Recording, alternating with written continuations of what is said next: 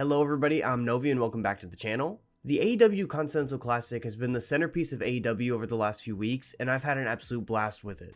Getting to see incredible pro wrestling on each of the two main shows every single week is what AEW was built on. It's that, alongside a couple other things we're going to talk about, that has me feeling like the AEW Continental Classic is AEW at its absolute best. Before we do get into it, leave a like on the video, subscribe to the channel if you like talking graps, and thank you guys for all the support as usual. Now first, let's dive more into the incredible pro wrestling I just mentioned by talking about all the dream matches this tournament has provided us. I know that word gets thrown around a lot, but by running down all the matches we've had or are going to have, I don't think there's a term that describes it any better. We've already seen Danielson versus Kingston, Danielson versus Garcia, Swerve versus Switchblade, Swerve versus Briscoe, and then looking forward to next week, we have Swerve versus Mox. Like, this thing is stacked every single show. It's why so many people wanted it to be filled with actual top names because of potential matches like that. AEW fans have been begging for top guys to go one-on-one with another for a while now, with a true winner and loser at the end of the day,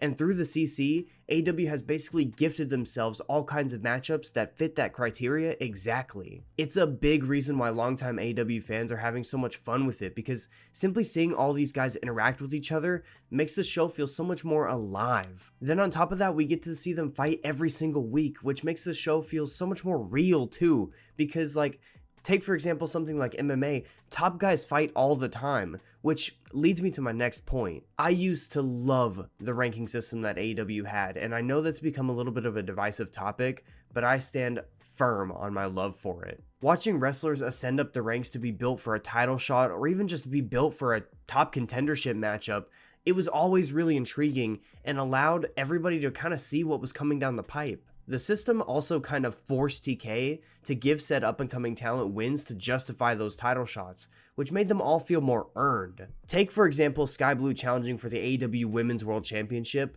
a month after losing that three-way match for the TBS title at Full Gear. If she had beat, say, the number 4 and number 2 ranked talent on the rankings after losing that match, the challenge would instantly become a lot more justified, rather than saying, well guys, she beat Anna Jay and Ruby Soho, so she just kind of deserves this. Those challenger matches I mentioned earlier also created simple, meaningful stories similar to the original reason Swerve went after Hangman. People just want to move up the ladder, and to do that, you have to beat the guys at the top of it. Even going back to my MMA comparison, that's how it works there too. Lower ranked fighters move up when they beat the higher ranked fighters. It's simple, but when AEW implements it into their stories, it makes it feel more sports-like, which I've always enjoyed. I'd go so far as to say AEW should lean even more into that, just like they used to, because it makes them feel different and unique in the best way. No other promotion in the world tells stories like that, and even though AEW moved away from it, the CC has reignited my hunger for that kind of storytelling in my pro wrestling by capturing the magic of what made that great. And unless you're an idiot on Twitter who doesn't understand graphs or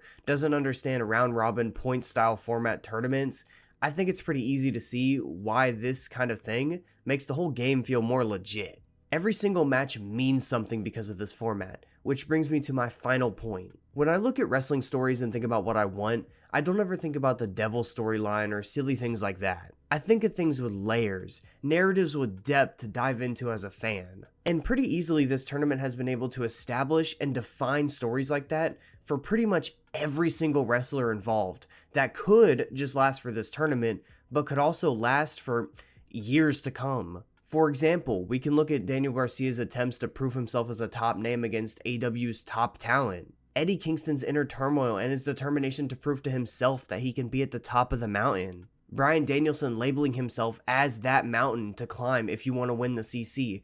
I think I can genuinely go on for all 12 competitors. And that might just be the CC's biggest success too, because you give fans a reason to care about every single one of these guys in one way or another. Just sit someone down in front of a phone and just let them listen to Eddie Kingston talk about his struggles with self-doubt, and I'm pretty certain that they would become a ride or die fan. Those amazing backstage promos don't just add hype to all of their matches, and they're not just the most incredible promos you've ever heard.